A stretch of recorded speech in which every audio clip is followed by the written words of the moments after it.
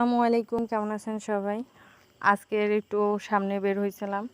এই যে আমাদের বাড়ির সামনে একটা তাল গাছ আছে। তাল গাছটায় একজন রস কাটে। তাই দেখতেছিলাম দাঁড়ায় দাঁড়াইয়া।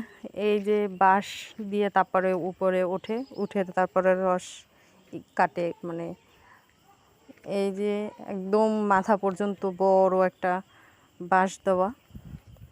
এই যে সামনে সূর্যমুখী গাছ আমাদের ওই পাশে আছে।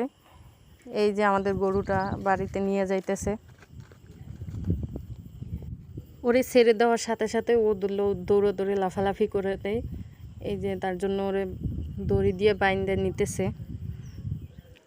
তারপরে একটু সূর্যমুখী দেখতে গেলাম। এই যে সূর্যমুখী ধারে থেকে দেখতে কতটা সুন্দর লাগে, ভিতরে কত সুন্দর। আল্লাহ কত সুন্দর করে এগুলোরে সৃষ্টি করছে, বানাইছে। আল্লাহই ভালো জানে এত সুন্দর করে কেমনে বানাইছে।